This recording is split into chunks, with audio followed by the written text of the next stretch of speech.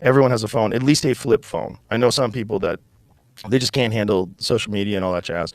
They went to a flip phone. Good for them. I don't know if this is true or not. I've heard you can't like walk into an AT&T store anymore and still buy a flip phone. I heard You they just can. changed. You can? Oh, really? Someone told Maybe. me this, but I don't know if it's true. Verizon still has them. Okay. I was just there. They still have flip phones. I was like, I like it. I like this fucking little thing that you just call people. And I always like romanticize about going to that. But my step was to go to a phone that has nothing on it but text messages. And that's been a few days. Feeling good so far? Yeah, it's good. You know, I still have my other phone that I use for social media, but when I pick that motherfucker up, I start scrolling through YouTube and watching videos and scrolling through TikTok or Instagram. And I don't have TikTok, but I tried Threads for a little while, but I'm like, oh, it's like a fucking ghost town. So I went right back to X. I live on a ranch during the weekends, and there's Nice. Wi-Fi in the house, but there's no cell phone coverage anywhere else. Mm. And it's every week I forget how nice it is and what a change it is to go for a walk with no cell phone coverage. It's good for your mind. It's unbelievable for your mind. And I think we have like so quickly lost something. Mm-hmm. Like out of service just doesn't happen. That doesn't even happen on airplanes anymore. Right. You know? Like, but that, like hours where your phone just cannot buzz. Yeah. No text message either. Nothing. I think that's a really healthy thing. I dropped my phone once when I was in Lanai, and I think it was the last time I dropped the phone. The phone was like, we're done. And it just started calling people randomly. Like, it would just call people, and I'd hang it up, and then call another person. I'd hang it up. And I was showing my wife, I was like, look at this. This is crazy. It's just calling people. And so the phone was broken. And so I had to order a phone. We were on vacation for like 8 days. And it took 3 days for Apple to get me a phone. I bet you had a great 3 days. It was amazing. It was amazing because when I was hanging out with my family, I was totally present. There was no options. And I wasn't thinking about checking my phone because it didn't exist. I didn't have one. And there was a alleviation of, again, what Sean was talking about, that low level of anxiety. This sort of like, that you have when you always want to check your phone. Yeah, I think that thing, it's so bad. We have not figured out yet, like the technology has moved so fast, biology moves very slowly. We have not figured out how we're going to function in a society and get those occasional times when, you know, your phone is broken for 3 days. Yeah. Or you go for a walk with no service. But it's like, I very much feel like my phone controls me, not the other way around. And I hate it, but I haven't figured out what to do about it. Well, that's what I'm worried about with future technology, is that this, which was so unanticipated, if you'd imagine a world when you can imagine going up to someone in 1984 and pointing to a phone and saying, one day that'll be in your pocket and it's going to ruin your life. Like, what?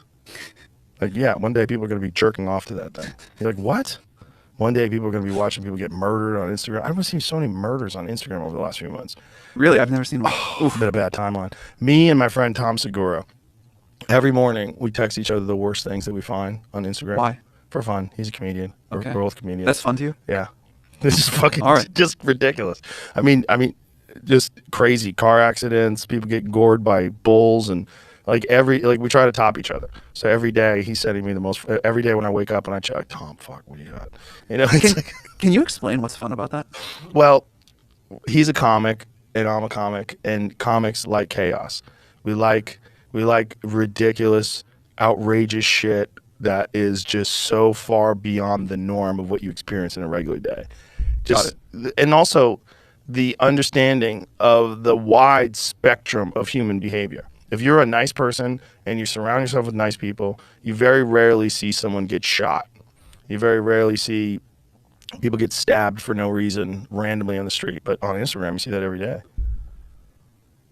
And there's something about that where it just reminds you, we're crazy. Like the human species, like there's a certain percentage of us that are just off the rails and just out there, just causing chaos and jumping dirt bikes and landing on your neck, and like all that stuff is out there. Even to hear that makes me like physically, like I know that happens, of course. Mm-hmm.